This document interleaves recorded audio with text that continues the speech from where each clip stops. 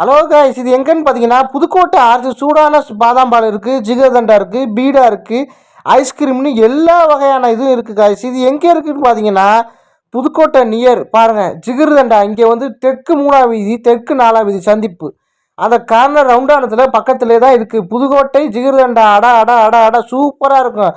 அனைத்து சுப நிகழ்ச்சிக்கும் தேவையான நிகழ்ச்சிக்கு அனைத்துக்கும் பேருக்கும் ஆர்டர் பண்ணுவாங்க. எல்லா வீட்டு விசேஷத்துக்கும் எல்லா விசேஷங்களுக்கும் இங்கே தான் வந்து ஆர்டர் பண்ணுவாங்க.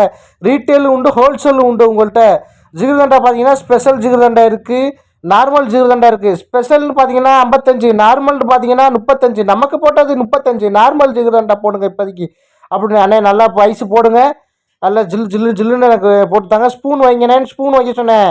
அண்ணாச்சி ஸ்பூனை வச்சு கொடுத்தாரு கையில். அப்படி தான் இருந்துச்சு ஜிகர்தண்டா. வெயில் பார்த்தீங்கன்னா சும்மா சூடாகிடுச்சு எனக்கு உடம்பு.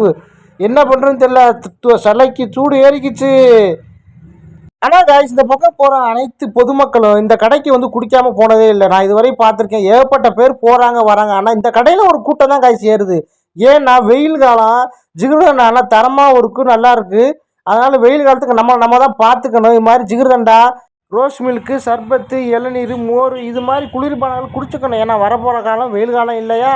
பாருங்கள், மக்கள் போகிற அனைவரும் இந்த ஜிகர்தண்டா குடிச்சிட்டு போகாமல் இருக்க மாட்டாங்க. ஏன்னா அவ்வளோ ஒரு டேஸ்ட்டாக இருக்கும் காய்ச்சி. மதுரைனா ஜிகர்தண்டாம்பாங்க. ஆனால் இப்போ எல்லா இடத்துலையும் ஜிகர்தண்டா வந்துருச்சு.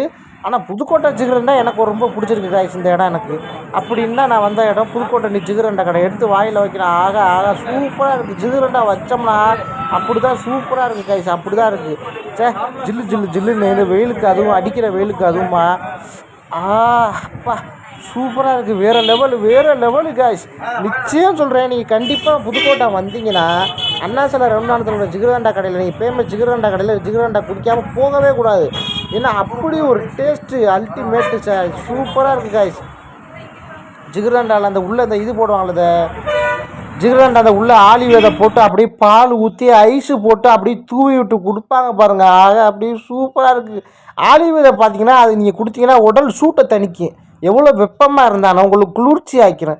அது ஜிகர்தண்டாவில் போட்டு கொடுக்குறாங்க. அப்படி தான் காய்ச்சி. அது ஊற வச்சு சாப்பிட்டு வாயில் எடுத்து இந்த ஸ்பூனு வைக்க அப்படி தான் இருந்துச்சு. அந்த ஜிகர்தண்டா அந்த ஃப்ளேவரும் அந்த இதுவும் கிளைமேட்டுக்கும் அதுக்கும் அப்படி தான் சூப்பராக சொர்க்கத்துக்கு போனப்போ இருந்துச்சு காய்ச்சி. எனக்கு ரொம்ப பிடிச்சிருந்துச்சு அந்த ஜிகர்தண்டா. சரி, ஆனால் நல்ல ஒரு புதுமையான ஒரு அனுபவம் காய்ச்சி. என்னால் முடியல, ஸ்பூனை தூக்கி போட்டேன்.